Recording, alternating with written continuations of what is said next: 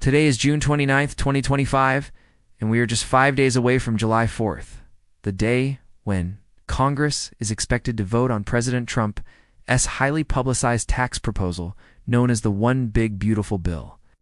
One of the biggest talking points of this bill is the elimination of federal income taxes on two specific things: tips and overtime pay. And there's more.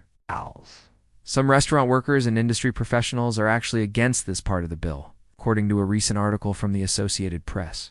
Restaurant owners and servers argue this helps only a small portion of employees, mainly servers. While leaving out kitchen workers who typically receive tips, there are actually two versions of this plan floating around. If that happens, and you don't properly report or pay your share of Social Security and Medicare, the IRS will come knocking. You could owe hundreds or even thousands of dollars come next April. This is not the kind of surprise anyone wants, especially if they've been misinformed.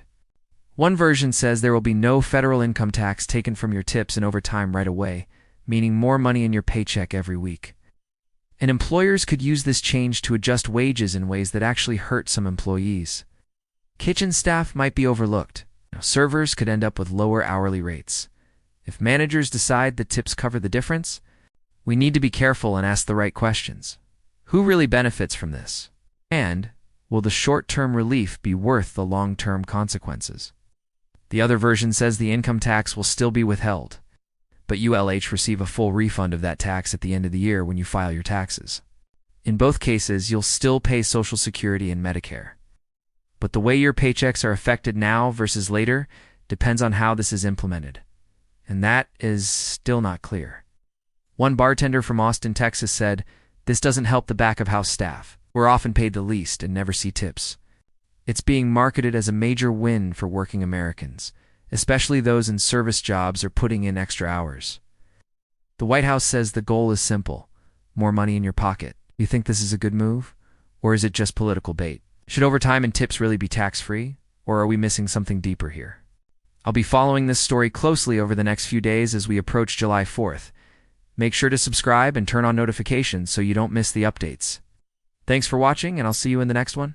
And now that we're this close to the vote, millions of Americans are beginning to feel like they've been misled. And today, we're going to talk about why. A viewer recently messaged me saying, "I make $28 an hour and usually work 10 to 15 extra hours each week. If I'm no longer taxed on overtime, that's more than $140 extra in my pocket." And yes, that's partly true. But the part that's being left out is that this plan only gets rid of income tax on tips and overtime. It does not remove Social Security and Medicare taxes. These two still apply to that same income. Social Security at 6.2% and Medicare at 1.45%, which together totals 7.65% of your paycheck.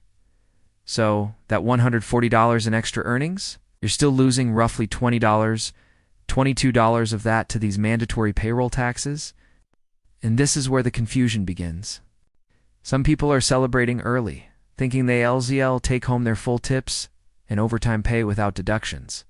And that is just not how it works. I also got a comment from someone working at a major restaurant in downtown Chicago. They shared that their manager told the kitchen staff they'd be getting raises, while the waitstaff would continue receiving tips, but with a lower base pay. The reason? It's because the tips will now be tax-free. Management sees an opportunity to shift the financial burden. So, the restaurant saves money, and the workers actually might not see the financial boost they were promised.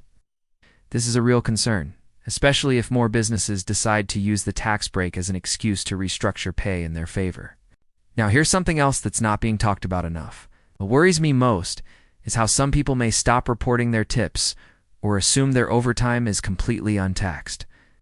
So while the no tax on tips and overtime promise sounds exciting and could be helpful, the reality is more complicated. It's not 100% tax-free money. As always, let me know your thoughts in the comments.